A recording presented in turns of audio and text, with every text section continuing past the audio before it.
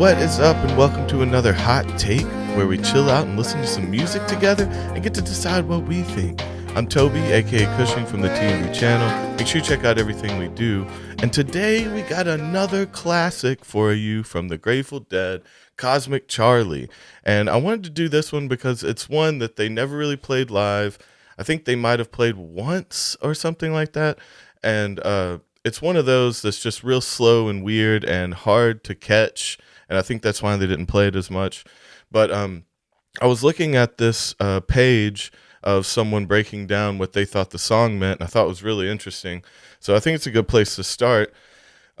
Here we have Cosmic Charlie is the Dead poking fun at some of their own psychedelically challenged friends.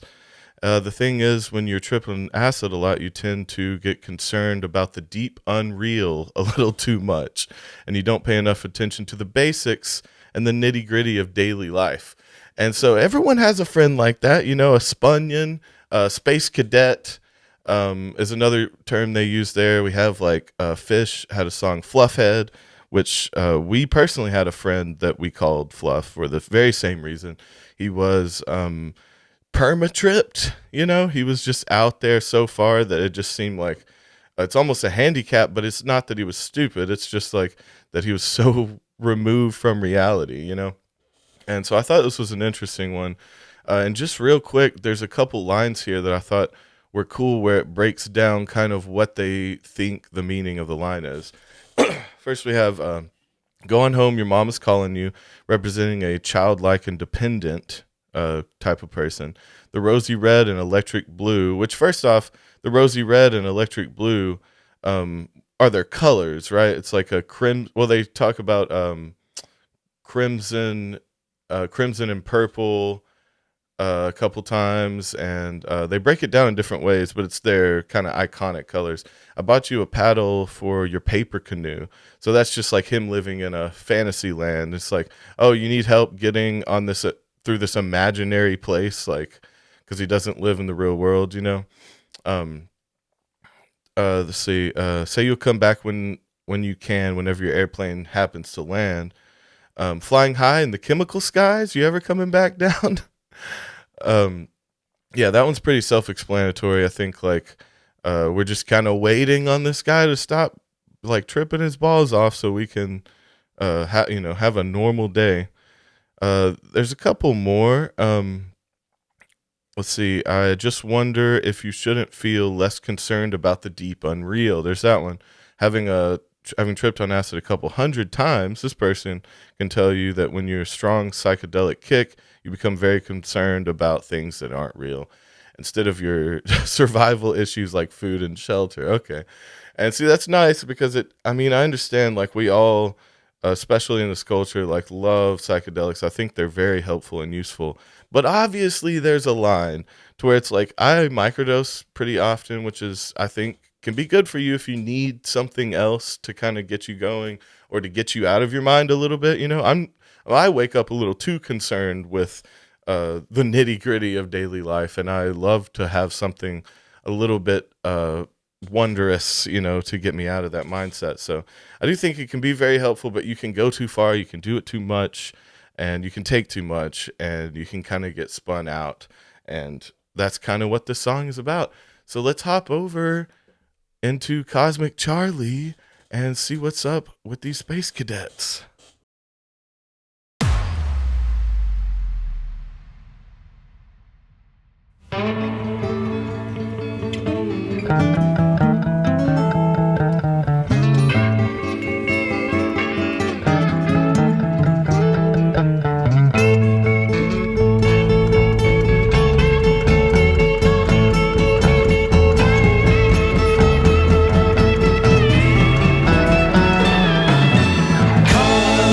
Yeah, even before the lyrics, just like, I will say that build up, especially on an album. I understand a band doing this live, but that is one of the most iconic build ups in a song. And like to have the bass so prominent in it as well, like having like a really strong line in it is really cool.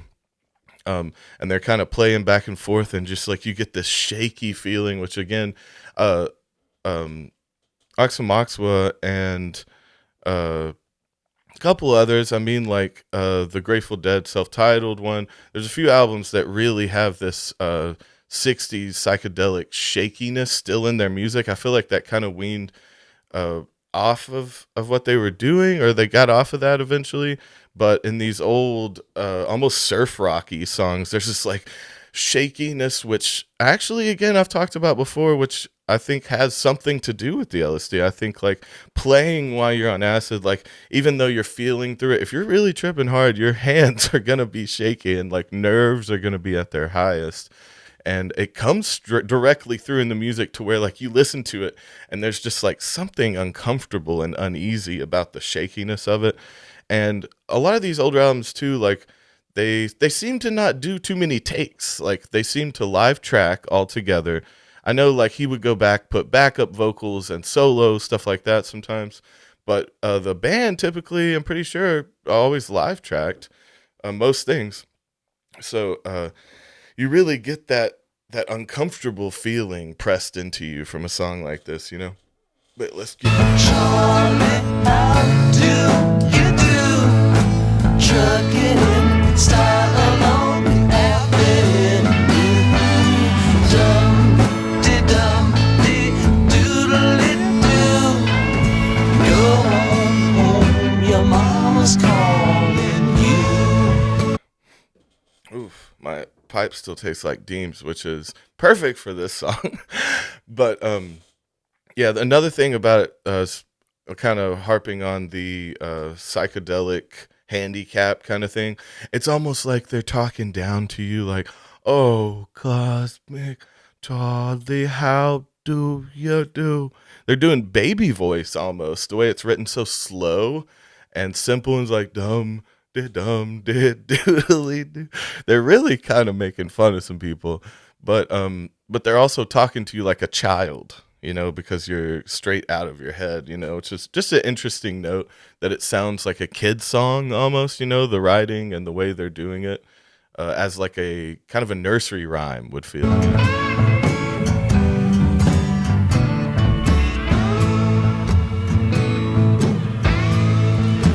Calico, can you come tell me the news?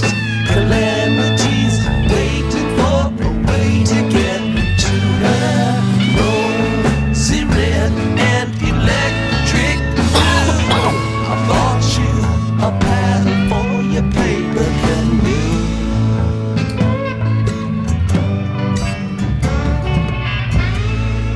Say you come back when you can, whenever your airplane happens to land. Maybe I'll be back here too. It all depends on what's with you. Hold up, waiting for a windy day. Got to get blasted on these. That line's debatable to me on whether they're speaking from um, the space heads perspective or like the band's perspective, because they're both relevant. Of like, I might be back here. Depends on you. Like that's the space cadet talking to the dead, and it's like, yeah, I'll see you again as long as you come around. And it could be the other way around of you'll see me as long as you're here. You know, they need the fans to keep it going. But again, after reading the kind of synopsis there, it really switched this song for me because it sounds like they're humoring you, and it just sounds like they're talking down to you a little bit. And even that, like the say you, that's like this old nursery rhyme kind of style of writing. Um, and the way they end the sentences too, the way there's like this odd inflection that's just not natural, and like it seems cheap and cheesy in most like adult music, right? And so they use those things to like teach children music. And so it's an odd choice. And I don't know if that was part of the reason why they didn't play it much, or it's just like a weird, creepy move that's hard to pull off live, you know? But it's just one of those things that like as you see, I don't know, maybe the fans didn't like it. They're like, "You're making fucking fun of us." they hated Quit Your Day Job. Maybe they didn't like Cosmic Charlie for the same reasons. They thought they were being made fun of, or like they thought the message was askew from what it should be. Since the 1st of February, Mama be saying that the wind might blow. But standing here, I say I just don't know. Mama's saying he'll get better, but looking at him, I don't know. New ones come and as the old ones go. Everything's moving here, but much too slowly. A little bit quicker, and we might have time to say how do you do before we left behind. Are they moving to the next city and leaving someone there, you know? Well, like a seaside zoo. The very last lately inquired about you. It's really very one or two. The first you wanted, the last I knew.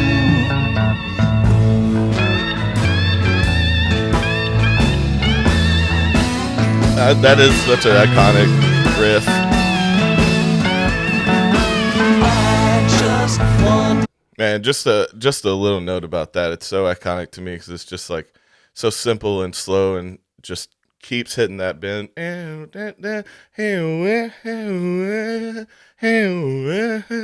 It's all like within bends and slides, and he's like hitting a few different notes. So the is so iconic to me. I don't know. I just love the simplicity and how great it comes out. You shouldn't feel less concerned about the deeper the real. The very first word is how do you do? The last go home, your mama's calling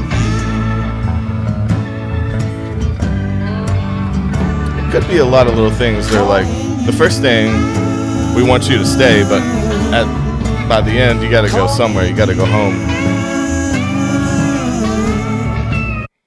And that's kind of a haunting chant there too, you know, calling you.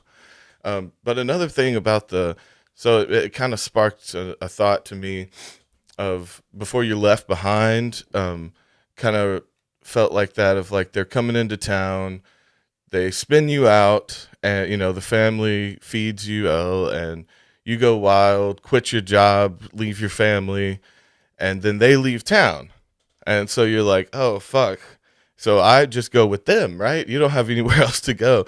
And there was a lot of times where people probably did get like too spun out to like find a ride or find some people to get with, or just wandered off in the woods. They come back, everyone's gone, or like didn't have the heart to leave. You know, maybe they didn't have the heart to leave their family or their job or something, but now their head's different. Now you're spun out and you're thinking different shit than you did before. You can't go back to that.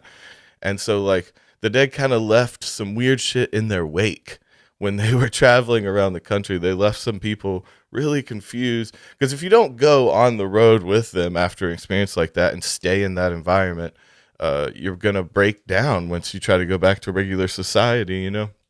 And so it brought up that fact of like, they can't take care. I'm not blaming them, obviously. Like, if you decide to expand your mind, you know, you've got to either get your shit back together or leave your shit behind. Those are your choices. So it's obviously not the band's fault, but just because of what they did, I think it did leave a lot of people kind of standing in the ashes of what happened, very confused. You know how it is, like the last day of a festival, and because you know, I would always go around and ground score and shit on the last days of festival. You go around, there's pipes, mushrooms, Molly. Everyone's leaving their shit so they can drive home. They leave it like with their their trash or their camping stuff. Also, another way to pay like the people that are cleaning up after you at the festival, leave them a little drugs. But there is that feeling of like there's still just spunions walking around. There's still people just plastered that have already started drinking again. Everyone's leaving. Like, I hope they have a ride somewhere, because if not, they're just going to get kicked into the woods. Where are they going to go? I mean, they'll drop them off in town or something, someone nice, but it just kind of reminded me of that too, that that last day of the festival. And it's like those you that's why you got to roll up places with family. You got to roll up with a team so that we can take care of each other and not leave anyone behind. Calling you, calling you.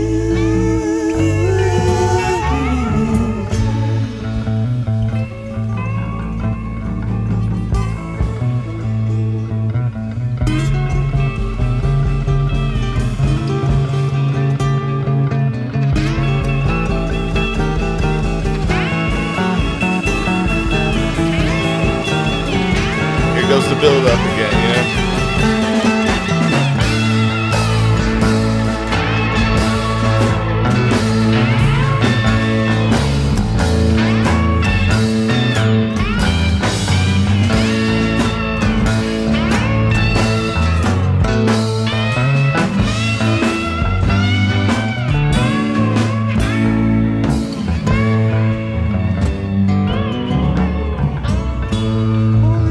Go on home, your mama's calling.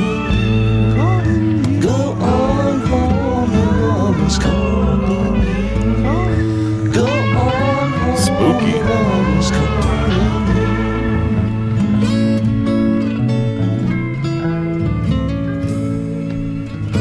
Ooh, so nice.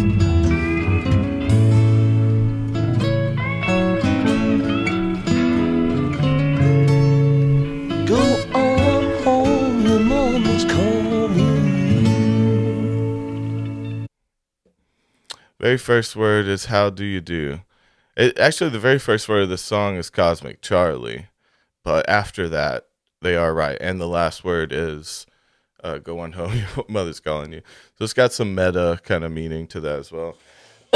But so yeah, that's a amazing throwback for me, and it has a lot of meaning to it. And if anything, I think what we can learn from this is don't leave your family behind, don't abandon them, and let them get too far out there. Like, try to keep a rein on people as far as like how far they're going, and how often they've been there, kind of thing. Just kind of try to help.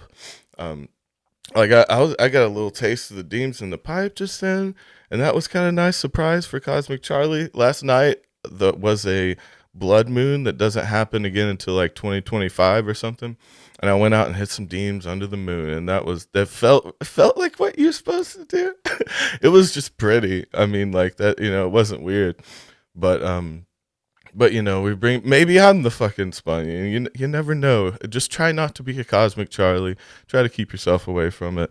But that's been the hot take this week. Another classic. I love you guys so much. Make sure to let me know some new ones that you want to see in the future. Some songs you want to break down with me, or give your opinion on. And make sure to check out our Patreon. We add stuff on there all the time. We've got a music show where we break down Grateful Dead lyrics, and we've got one that's new music videos where we rate them, and we've got an extra dirty podcast. It's so much fun. As always, make sure to check me out on Spotify and YouTube under Kushing. Everywhere you get music, I just try to release stuff as often as I can. It's really fun to make music with you guys as well. And then check out Real Bird, our company. This is one of the hats. We are a family that's just trying to manifest our dreams, and we want you to be a part of it. It's a cult, but not in a weird way. And check all that shit out. Get some hoodies or beanies or something for the winter. It's coming up.